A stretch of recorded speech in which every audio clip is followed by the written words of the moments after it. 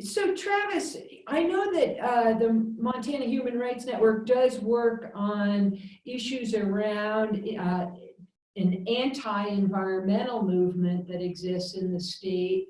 And I would hope you could tell me a bit about that and why would your group work on that kind of issue? What is this movement? Yeah, that's a really good question. And I think in some ways, I think it speaks back to our organization broadening our mission early on because we essentially work from the community level up and the state level down. What we started to notice was it's like, oh, in some communities, the same people that we knew that were attending local militia meetings were also the same people showing up at county commission land use planning meetings and talking about how counties should not implement planning because it was part of, this New World Order black helicopter conspiracy theory. Those were also in some cases the same people that worked at, local logging mills or that worked at these, industry jobs that were also sort of pushing out this language, especially, in the 80s and going into the 90s about how, loggers, miners, farmers, ranchers, they were really the true environmentalists because they're the ones that work the land and do something with the land. And so we started to really, I think, try to understand ourselves how all of that fit together. And what we really figured out are there are these certain ideas out there that provide an avenue for connecting more of these far right views to what I would call sort of a mainstream anti-environmental movement. And one of the big ones that we talk a lot about is this idea of county supremacy. At the national level, there are basically two versions of county supremacy. You have sort of the militia-oriented version that's very focused on the county sheriff, and that the county sheriff is the highest legitimate law officer in the country, and that it's really the sheriff's job to protect citizens of the county from any kind of encroachment on their individual liberties. Now, from the militia perspective, that means, okay, if the federal government tries to come in and enforce gun control regulations, the sheriff should not allow that to happen. If you have kind of a militia member who doesn't pay their taxes, like the IRS shouldn't be able to come in and sell their property to make up for those taxes.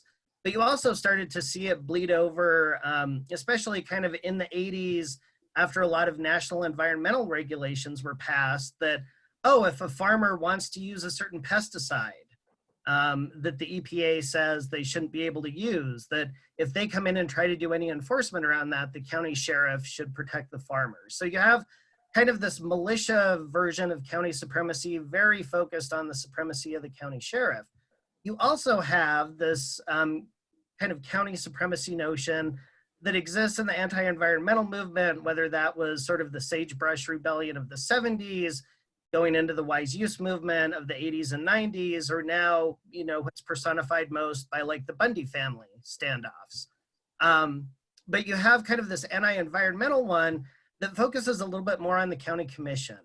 And this idea that the county commission should have jurisdiction over all of the land within its county's boundaries. So that includes federal lands, public lands, that they should be able to make decisions about what happens on those lands. And most of the time that involves like how many board feet of timber they should be able to log out of the national forest in their county, or things like that. So at the national level, there's kind of these two versions, one that focuses on the county commission, one that focuses on the county sheriff. But as we often say, at the local level, all of that bleeds together. So you have individuals that carry around both of those ideas that have merged into one. And that's what we would see a lot of times at these county planning meetings, where it wasn't just, hey, we don't think that the federal government should be able to basically tell us what to do with our property, with property within the county. But then you'd add on this notion that, and frankly, if they're going to try to do that, if their agents show up in our county, our federal sheriff should be arresting them and putting them in prison. So that's one of these issues, and there are a few other ones, but that's a big one that helps sort of bridge that gap that I think a lot of people feel exists between just people that, you know, maybe against certain environmental regulations, and then sort of these gun-toting militia members, that at the community level, you see a lot of crossover of those contingencies because of things like county supremacy. Yeah, and so one of the things that it seems like you're saying is that this is a pretty extreme perspective, right? That is with this far right, like militia groups. But there's also a very like legitimate conversation or to be had around things like whether we should have regulation and whether that should impinge on people's individual liberties, right? So in other words, it seems to me and that a lot of the groups that you're talking about are taking this notion of individual liberty to like that's the most important thing, that's the primary thing that's important is the individual liberty. Because I would guess if you, like you were mentioning, county commissions should be able to take over the public land in certain counties. But I bet those people would not say that the county commission should come and regulate their land use, right? We see a lot of these issues around land use here in Missoula County, for instance, where you see property rights concerns coming up against environmental concerns, and the sense that those two cannot be reconciled. And now I'm not sure, I just, you know, I think we can reconcile them in certain ways with creativity. But it seems to me that a lot of this comes down to individual freedom. And what are you arguing against that? Against individual freedom?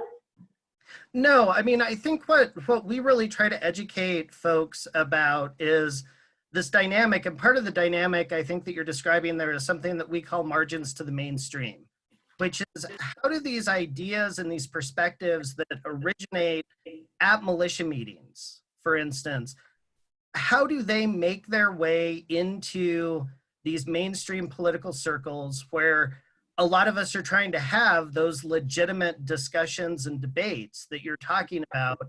And how do these kind of far-right activists then try to use mainstream kind of points of contention in order to interject themselves into the mainstream in order to try to recruit people out of more mainstream circles into their broader kind of far-right ideology?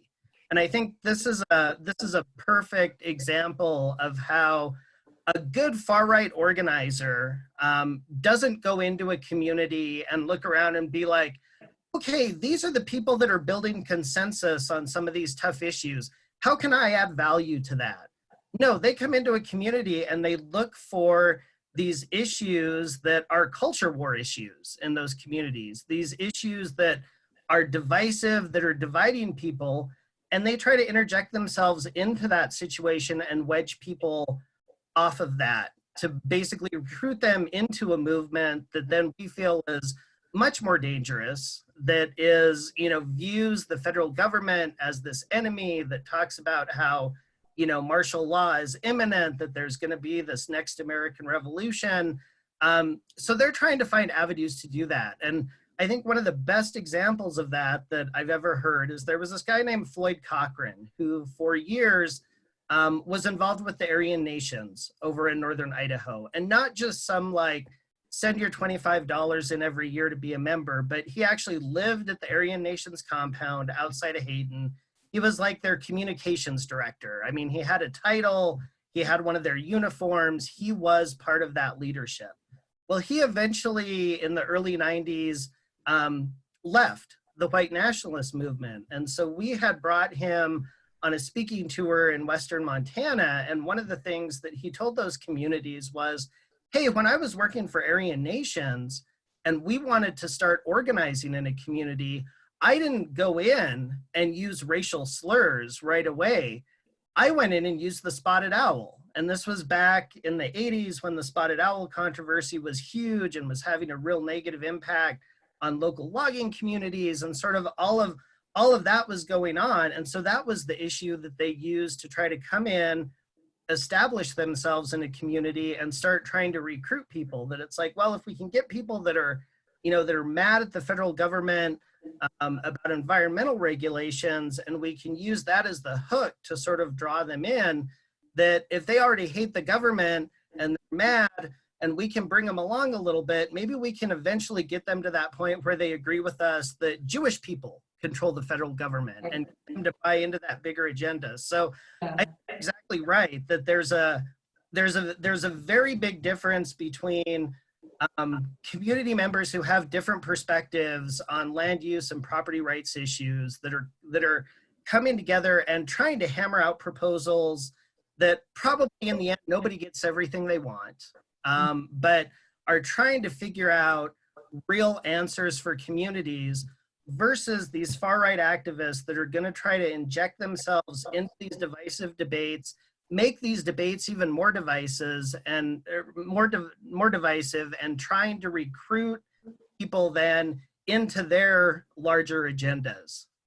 So, speaking of agenda, I actually wanted to ask you about Agenda 21, because as you know, that is the United Nations statement for Sustainable Development Goals, and a lot of people express concern about that agreement, and even so much so that specific sustainability initiatives, like in a community, are being contested based on this concern about the United Nations and Agenda 21. Could you explain the background of that and what your experience is with that issue? Yeah, I mean, I think, again, that is a perfect example of this margins to the mainstream dynamic that we talk about. And for me, I had never heard of Agenda 21 until I started working at the Montana Human Rights Network back in 1999. And back then, the internet was around, but it wasn't being used as an organizing tool. And so you still signed up to receive organizational newsletters that came in the mail. So one of the ones that we always got was one called Taking Aim by the Militia Montana that was based up in Knoxon, up in Sanders County. And one of my jobs at that point is I read all of this stuff that came in, and I was fairly new to all of this. And so I would occasionally come across something that I didn't really know about. And I'm flipping through one of the Militia Montana newsletters one day, and they've got this article about how Agenda 21 is part of this New World Order, one world government conspiracy theory to basically enslave the United States of America to the United Nations. And I had never heard the term Agenda 21 before. So I went next door to my supervisor's office and said, what is Agenda 21? And she explained to me, just like you did, kind of a 30,000 foot view of what Agenda 21 is. And I was like, oh, okay. And again, that kind of made sense to me, and kind of this emerging understanding I had of, okay, so the militia movement has all of these one world government conspiracy theories, and they've plugged Agenda 21 in as one of the evil actors that's helping push that along. Well, in the 15 years or however long it's been that I've been at the network, I've seen that term and that idea around these conspiracy theories and these fears around Agenda 21 migrate from Militia of Montana newsletters into mainstream public policy debates, where we have a few legislative sessions ago had a legislator that introduced an anti-Agenda 21 resolution to be considered by the Montana legislature. Really? You see it, like you said, over and over mentioned as this, horrible, very kind of nefarious plot over and over in community settings when city councils, county commissions, local government bodies are talking about anything around sustainability. And I mean, I go to these conferences, these far-right conferences where people will get up and give entire presentations about how, the whole purpose of Agenda 21 is to herd people from rural areas into cities to get rid of all private property rights, that, it's part of this big plan to enslave Americans, under martial law into this one world government. And it's become, I feel like in the 1990s, the catch term for these one world government conspiracy theories was the New World Order. I feel like in a lot of ways, Agenda 21 has just become kind of a newer catchphrase to encompass this conspiracy theory that exists out on the far right that continues, I think, to make inroads into more kind of mainstream public policy debates. Well, yeah, and again, I think with Agenda 21, the perception that people have is that somehow it will take away their individual liberties, right? If we enact sustainability initiatives, for instance, in our communities, right? Maybe they're not gonna let us drive our cars anymore, or they're gonna make us all recycle, or they're gonna make us all compost. And so there's a real resistance to regulation or trying to control human behavior, which it's perceived that environmental problem solving will require. And so it seems to me it comes from a very similar place, so that we see with Agenda 21, it's, probably most people couldn't tell you the very specifics of Agenda 21. And yet it's become this catchphrase for somehow these sustainability efforts and other efforts are going to coerce us and take, and not just big government like at the federal level, but even at the community level. One other thing this reminded me of, and is that, do you remember years ago, the city of Missoula was a member of a group called ICLEI, which is basically a group that, I can't remember the exact acronym, but basically they support cities in moving towards sustainability. And we had a membership in that. And there was a very strong outpouring from the right that was very organized, that came in and opposed that, and had literally got people from around, like this happened around the country. They got a lot of cities to withdraw their membership in this group, ICLEI. I don't know if you remember that, or were you involved in that fight at all at the time? Not extensively. I mean, I remember it, and I remember as kind of that opposition really started to coalesce, getting phone calls from members we had in and around the Missoula area that were saying, these people are showing up and ranting about, something called Agenda 21. And so, I mean, I think that the other thing, I guess two things that this brings to mind for me are, I think one of the dynamics that you're describing is sort of this tension, I feel like, that I think has sort of always existed in our communities in this country, between the idea of where do individual rights start and end, and where does sort of community responsibility and sort of community level action begin. And I feel like that tension has been there forever. I mean, I think you go back to starting out with America being under the Articles of Confederation, where it was sort of like the states kind of got to do whatever they wanted. And that's obviously very simplistic, but, that was very much more focused on more of a local control model, to the Constitution, where a little bit more of that power shifted to the federal government. I mean, I think that tension and that give and take has been there since the beginning, and I think plays out in communities on a broad range of issues.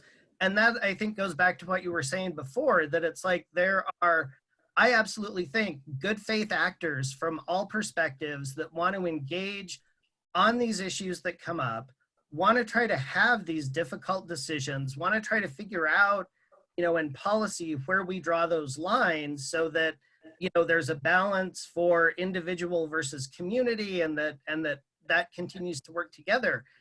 I think the problem with far right people hijacking these discussions is they don't want that resolution. They don't really want to come to, okay, we'll give here, they'll give there. This is kind of that balance that we're going to strike. Right. They want to blow these situations up. And I think that, when I think back to that Missoula kind of time period, we again were watching people that we knew from militia activity from both Missoula, and you had people coming up from like Ravalli County that didn't even live in the county that were, testifying at city council hearings and behind that push.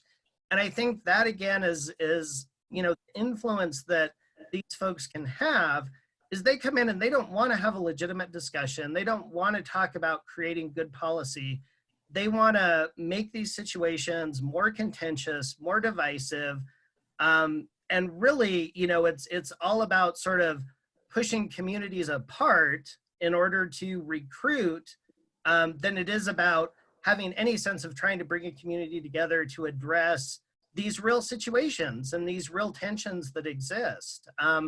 And I think the second part of that goes along with it is we have seen around really land use planning and property rights issues time and time again that as far-right activists get involved, these arenas, these hearings where public policy and public comment is taking place, people who don't agree with that get scared. Like they get scared when you come in and there are these 20 militia folks that get up and talk about how, this is a one world government conspiracy plan, that anybody who backs this is a traitor, blah, blah, blah, blah, blah. That makes these public hearings and these public opportunities for people to come and present their opinions toxic places. And so you find people that don't share those viewpoints oftentimes get scared out of coming to testify at hearings. And so you lose, again, that ability to have people from across the board with different perspectives coming to hearings and feeling safe to get up and say, this is what I think, and working towards a solution. And do you think it would be fair to say that some of the left engages in that kind of behavior, or is that? I think so. I think that is absolutely possible, and I think that it can happen. What I would say, though, is at least sort of in the circles of people that I'm around, I think that liberals and progressives tend to say that all opinions have value and all opinions should be shared. And so I think that the approach can be a little bit different.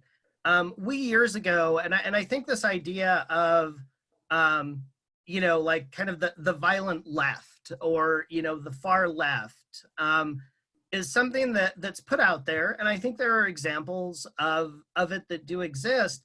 But years ago, we were dealing with, up in the Flathead area, a radio station that the host would get on, and he had, I forget if it was 2 or 3 hours every morning, that he would talk about local conservationists. And he would talk about, name them, he would talk about, sometimes where they lived, where they were seen in public. And lo and behold, want to know what happened? A lot of those people were then targeted by harassment and intimidation. So while we were putting that report together, there were all of these people from the natural resource industry that were saying, yes, but eco-terrorists. Yes, but eco-terrorists. This kind of idea that, okay, there's problems on the right, there's problems on the left.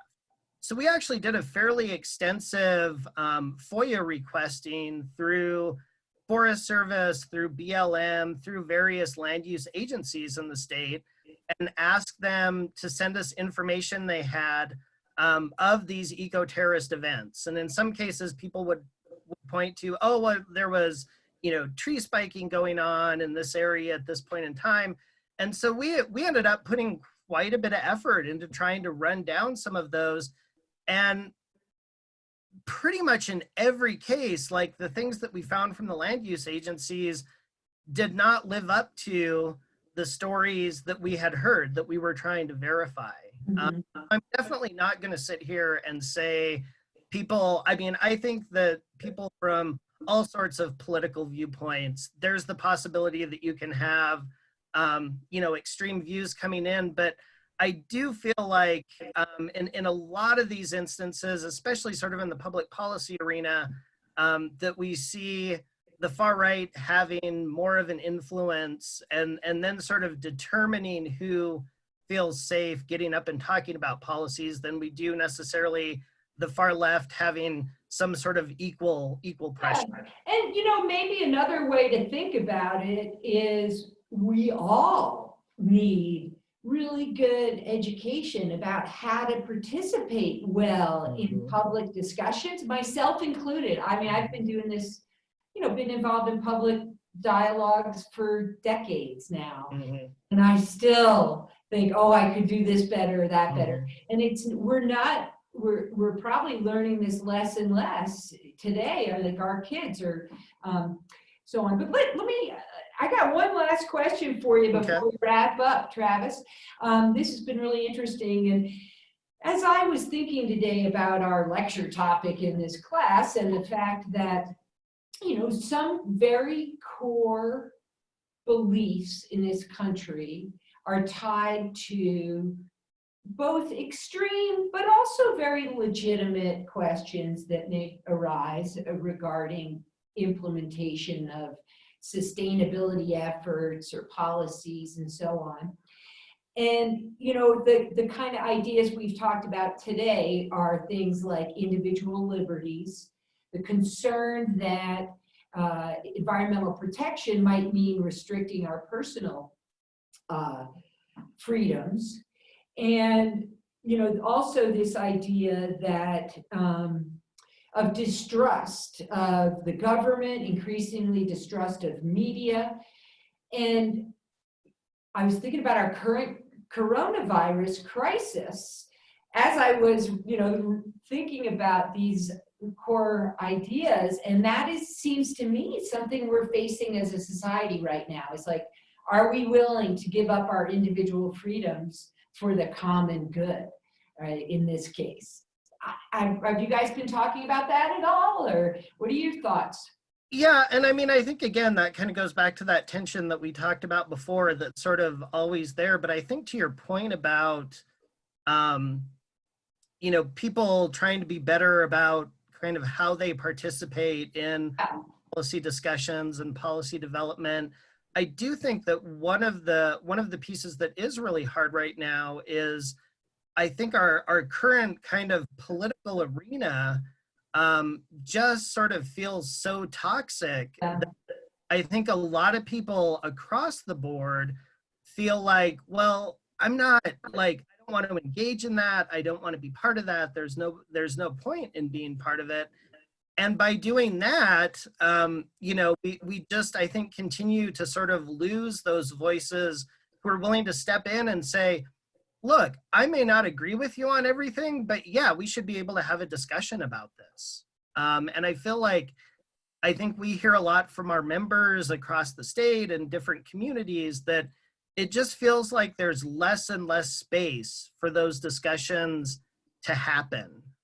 Because, and I think it's for a wide range of reasons, but I think part of it is I think a lot of people are just so turned off by how politics is playing out now that they don't want to engage. And so I think that you know, that is definitely a real problem. I think that, like you said, I think we all need to think about how can we start to have some of those discussions. And, you know, one of the things that, and one of your classes that I talked to, I guess it was last year, some students came up and we were talking afterwards. And, you know, one of the things that I said is, I think that, you know, organizations have their style and they have the policies that they want to work on and are mobilizing people. I think there's that level that you can, like, get involved with those efforts, but I think there's also the interpersonal piece.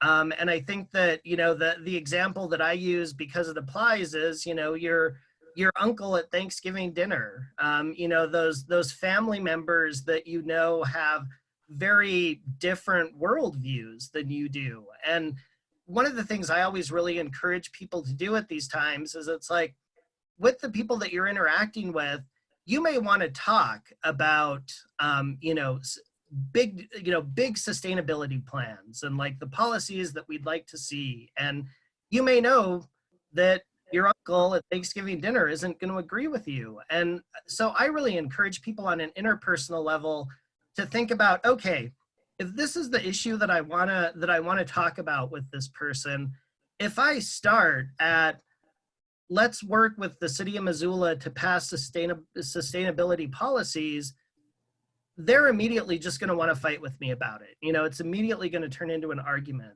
But can I think of, based on what I know about this other person that I'm interacting with, can I think about kind of underlying values that are sort of underlying policies that, you know, I think are important that this person I'm talking to might not agree with, but are there underlying values that we can start a discussion about? Well, okay, let's not start coffee today by, jumping into a big fight over sustainability policies in Missoula, but is there a value discussion that we can start at? And to try to sort of walk some of these things back a little bit in interpersonal dialogue so you can actually have a discussion and it doesn't just immediately go to an argument.